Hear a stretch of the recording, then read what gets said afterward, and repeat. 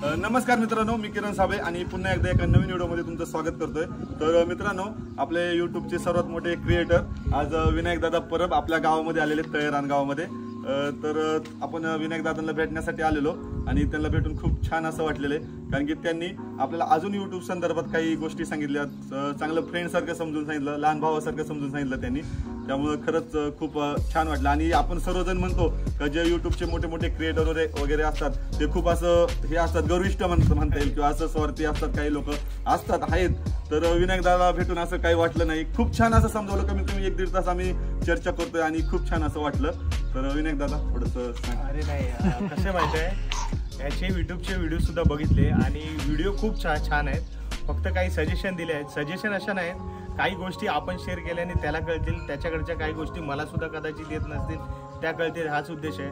तुमच्या गाव, हे जे गाव तळेरान किंवा आजूबाजूचं जे जुन्नर किंवा इतर ठिकाणे जी आहेत ना, खूप सुंदर आहेत। जसं आता तुम्ही एक्सप्लोअर करताय तसंच अजून डीपली एक्सप्लोअर करा या गावाला, गावाची संस्कृती, छोटे मोठे सण येतात ते एक्सप्लोअर करा, जत्रा एक्सप्लोअर करा आणि लोकांचा प्रतिसाद नक्कीच तुम्हाला भेटेल।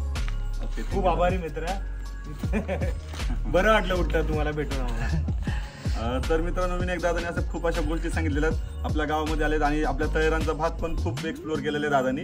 आणि दादांना भेटून खरंच खूप छान वाटलं। तुम्ही इथपर्यंत येताय, आमच्या गावाचं एक्सप्लोअर करताय, ते पण छान वाटतं। आणि सर्वात महत्त्वाचं, आम्ही इथं असून सुद्धा आम्हाला एक्सप्लोअर करता येत नाही, किंवा ही एक मोठी बाब आहे, शेजारची बाब आहे, नाही का, की केलं पाहिजे नाही जमत। कारण की तरुण वर्ग भरपूर आहे, असं नाही की तरुण वर्ग नाही आहे गावामध्ये, तरुण वर्ग भरपूर आहे, परंतु कोणाला असं युट्यूबच्या संदर्भात वगैरे काही माहीत नसल्यामुळं, कोणाला व्हिडिओचं नॉलेज नसल्यामुळं कोणी काही करत नाहीये, नाही का।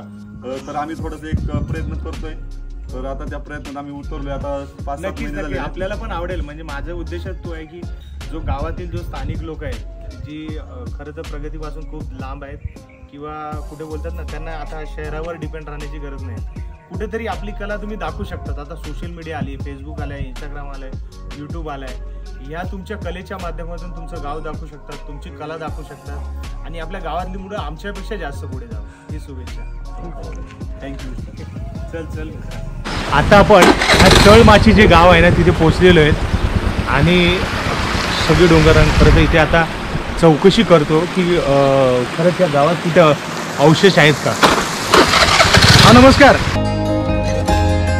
ह्या विमान दुर्घटनेत विमानातील 85 प्रवासी आणि 9 क्रू मेंबर असे एकूण 94 जण मृत्युमुखी पडले। पुढच्या 2 ते 3 दिवस चाललेल्या सैन्याच्या मोहिमेत राहिलेल्या मयत बॉडी रिकव्हर करण्यात आली। नंतर केलेल्या विमान दुर्घटने चौकशीत वैमानिकाची चूक सांगण्यात आली।